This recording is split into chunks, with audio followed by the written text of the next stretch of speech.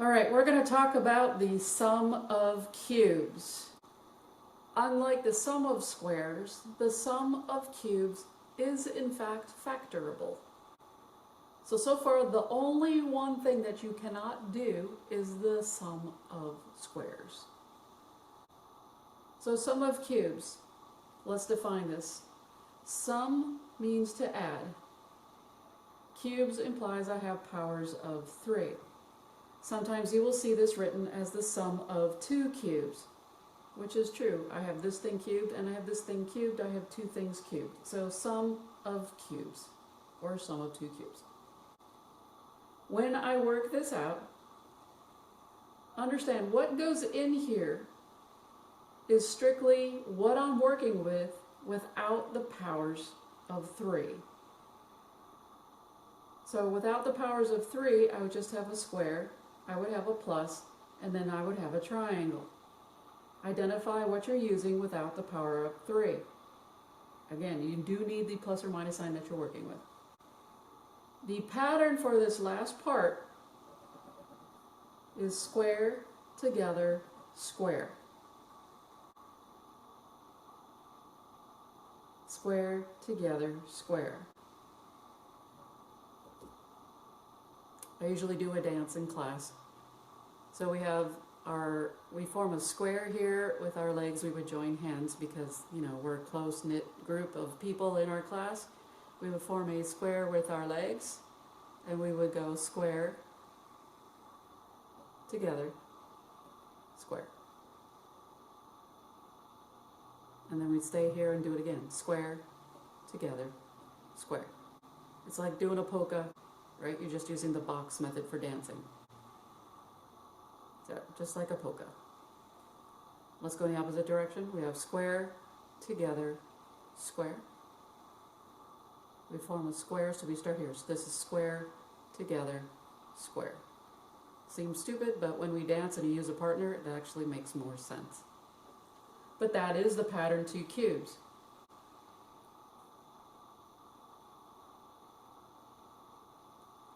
So we're going to identify without the power. So without the power of 3, this is just square plus triangle in our first set of parentheses. In our second set of parentheses, I've got our square. Now it's always who's first? Well, the square was first, so the square will be first in this parentheses. The middle is just these 2 multiplied together. And this last one is this last guy squared. So you've got square together square. Square together square. Let me do the fingers again. Square, square together square. Square together square. This is the really cool part when it comes to signs. If this is a plus sign, this sign will be opposite. So if this is a plus, this is a minus. This last sign is always positive, no matter what, in cubes. What is also neat about this is we have a power of 3 going on.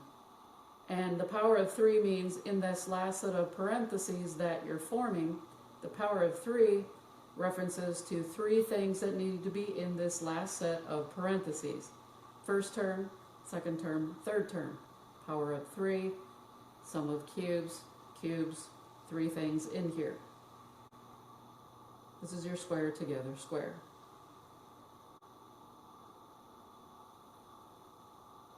One more time, 3 terms in the second set of parentheses, all because of the power of 3 on the square cubed plus the triangle cubed. Let's do a classic example of a cubed plus b cubed.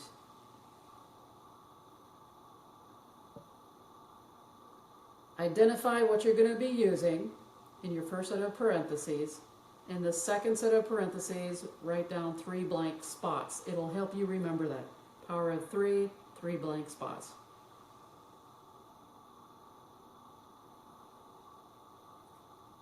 Identify without the powers of 3. So Ignoring the powers of 3, we would have just A plus B. We do need to include the sign. I still have my 3 spaces here. I put in my signs first. If this is plus, my sign is going to be opposite in this one. So plus, minus, always opposite signs, always. Last sign is always plus. Now that I have my signs and my 3 spaces, the pattern to this is going to be square, together, square. The order in which you do it really is important. So whoever's first goes first in this set of parentheses. Whoever's last goes last in this parentheses.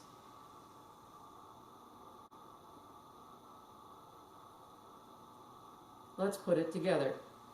The first one squared. In the middle are these two just multiplied together. Last one is the last one squared. And that's all there is to it. It takes a little bit of practice, but it really becomes easy when you've got that mantra, square, together, square. Square, together, square. It really helps. You might want to enlist a friend in helping you do that little dance, that little box dance. It really does help. While we are here, I need to let you know that you've got to know your cubes. So 1 cubed is 1, 2 cubed is 8, 3 cubed is 27, 4 cubed is 64. 64 is an interesting number. 64 is not only a square, but a cube. It's also a 6 power. So it's a square, it's a cube, and it's a 6 power. We're not going to go there just yet, but we will later on in a different chapter. 5 cubed is 125, 6 cubed is 216, 7 cubed is 343, 10 cubed is 1000. I think we understand that if it ends in 5, it's probably a 5 cubed. It's a low number, so 5 is closer to 10, hence the 1 ends in a 5. 6 is the only number that you're going to see in 1 through 10 that ends in a 6. So if it ends in a 6, it's a 6 cubed. If you want to memorize 7 cubed, 3 plus 4 is 7, or 4 plus 3 is 7. 10 cubed is just 1 0 laid out 3 times. Here's the 10. 1, 2, 3 zeros. 10 cubed. There you go. 8 and 9, not so much used a lot, at least not in my class, but the book may do it. Very rarely do they ever use 8 cubed or 9 cubed. If they do, use a calculator. New example, I have y cubed plus 8. When I do these, I like to have everything as a power that I can see so I can determine whether or not I can do this problem. 8 so happens to be 2 cubed. Both of these powers and both of these terms are a 3. Because the power is 3, that means that this is a sum of cubes, so I can do this problem. I'm going to identify first what I'm working with without the powers of 3, and since it's powers of 3, I have 3 spaces set up in my second set of parentheses. Without the powers of 3, looking at my problem, this is nothing more than y plus 2. If this is positive, the next sign is going to be negative. These are always opposite. Last one is always positive. I just have to fill in my blanks.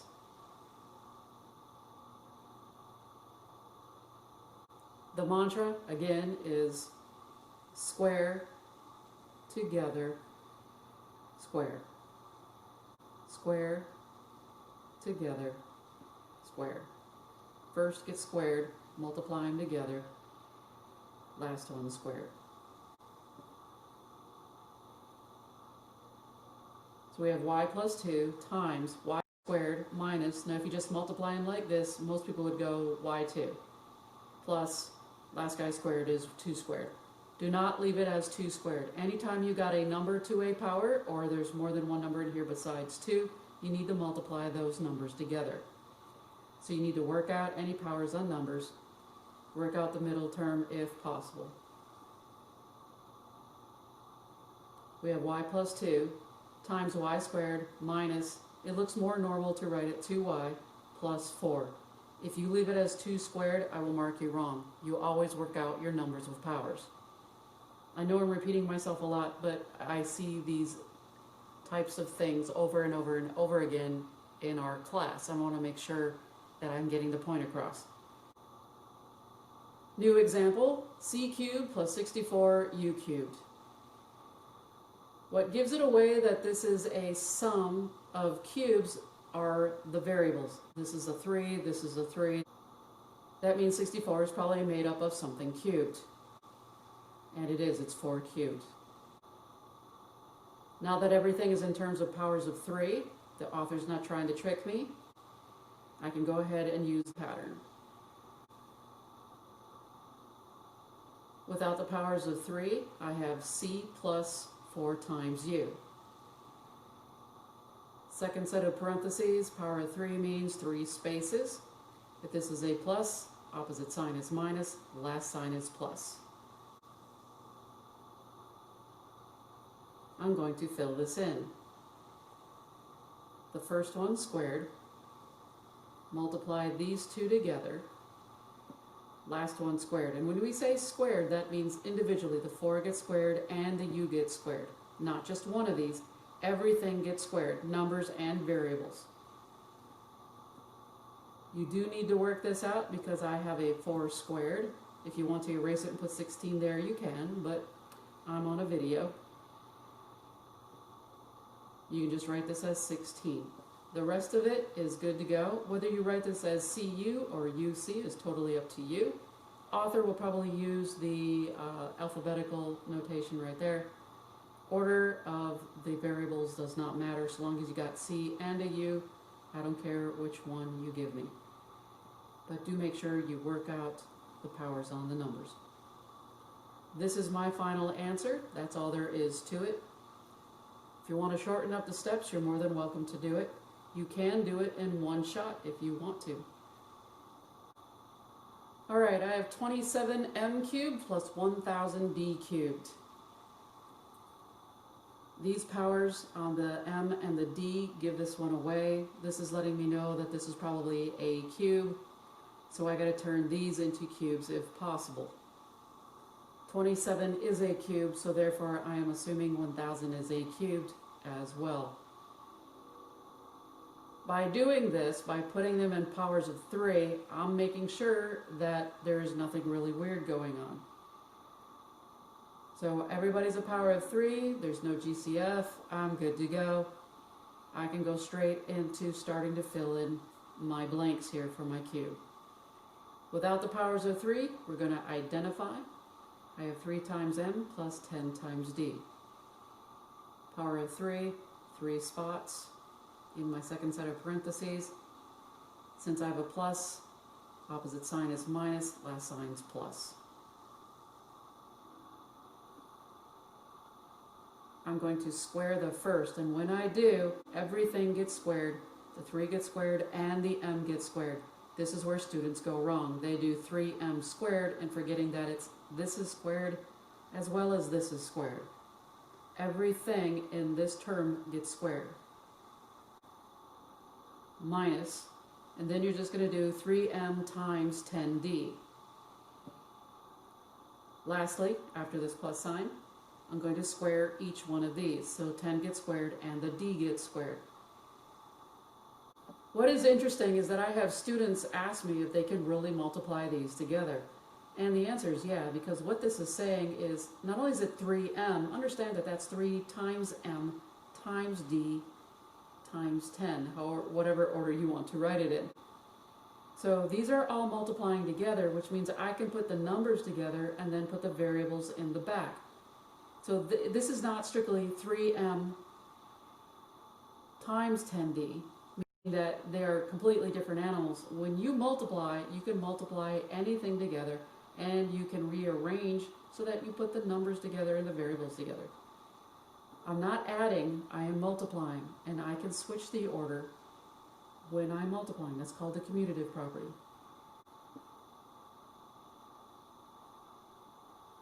So putting the numbers together, that's 3 times 10, that's 30, m times d.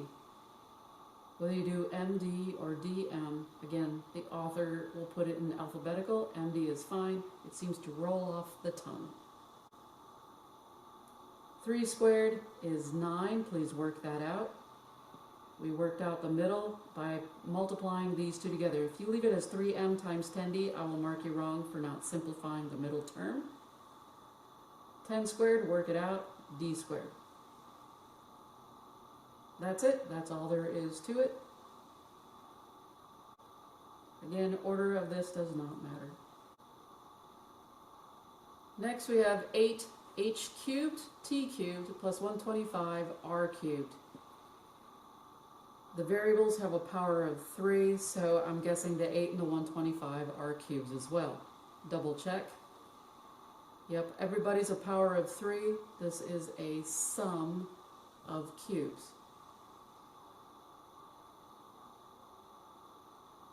Without the powers of 3, this is 2 times h times t plus 5 times r.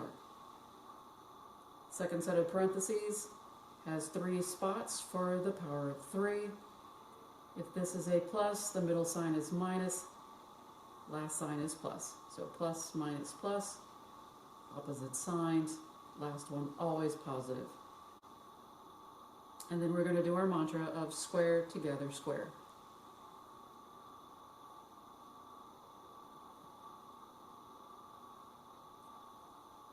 First set of parentheses has not changed. I'm going to square the 2, square the h, and square the t. In the middle, I'm going to multiply the 2ht times the 5r. Last one, I'm going to square the last term. I'm going to square the 5 and square the r. Again, first and first, last and last. Make sure that's in the proper order. Multiply those out. Deal with the numbers and their exponents. 2ht plus 5r times 2 squared is 4, so we have 4h squared t squared minus 2 times 5 is 10 hrt plus 5 squared is 25 r squared.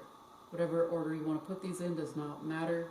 There's a possibility of 6 ways of rewriting this hrt. Choose any one of the 6 combinations. I really don't care. So long as the h, the r, and the t is there, order does not matter. While we're here, let me tell you something about what's going to happen later on.